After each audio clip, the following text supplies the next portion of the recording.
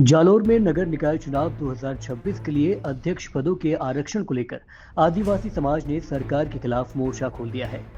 अनुसूचित जनजाति यानी कि एसटी वर्ग के लिए महज 11 सीटें आरक्षित किए जाने पर समाज के लोगों ने सवाल उठाते हुए इसे संवैधानिक अधिकारों के अनुरूप नहीं बताया है। गुरुवार को आदिवासी युवा नेता अचलेश्वर राणा के नेतृत्व में प्रतिनिधिमंडल ने मुख्यमंत्री भजनलाल शर्मा के नाम जिला कलेक्टर के माध्यम से ज्ञापन सौंपकर आरक्षण सूची की निष्पक्ष समीक्षा की मांग की।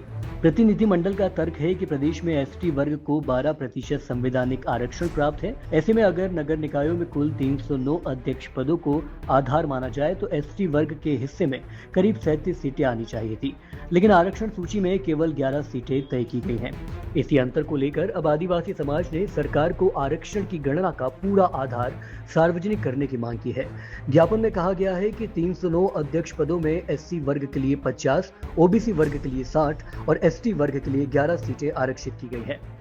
आदिवासी समाज का कहना है कि एसटी आरक्षण की ये संख्या उसकी आबादी और संवैधानिक अधिकारों के अनुरूप है या नहीं, इसकी पारदर्शी तरीके से समीक्षा होनी चाहिए। समाज ने सरकार से पूछा है कि आखिर 11 सीटों का आंकड़ा किस गणना के आधार पर तय किया गया। मामला सिर्फ आरक्षण की समीक्षा तक सीमित नहीं है। प्रतिनिधिमंडल ने साफ चेतावनी दी है कि अगर सरकार ने समय रहते इस मुद्दे पर उचित कार्रवाई नहीं की तो आदिवासी समाज नगर निकाय चुनाव के बहिष्कार और लोकतांत्रिक आंदोलन का रास्ता अपना सकता है। यानी चुनाव से पहले ही एसटी आरक्षण का मुद्दा राजनीतिक गर्मी बढ़ाने लगा है। अब नजर सरकार के अगले कदम पर है। सवाल यही है कि क्या सरकार एसटी वर्ग के लिए तय 11 सीटों की गणना का आधार सार्वजनिक करेगी या फिर आदिवासी समाज की मांग पर आरक्षण सूची की दोबारा समीक्षा होगी। जालौर से उठी आवाज आने वाले नगर निकायों में बड़ा मुद्दा बन सकती है। आज हमारा मुख्यमंत्री के नाम कलेक्टर महोदय जालौर को ज्ञापन था। उसमें स्पष्ट है कि जो कल की जो लॉटरी निकली है नगर निकाय चुनाव के लिए, उसमें एसटी का जो 12% आरक्षण बनता है उसके अनुसार न देकर मात्र 11 सीटें देकर एसटी समुदाय को सीमित कर दिया है और हमारी लगभग इसमें 37 सीटें बन रही थी।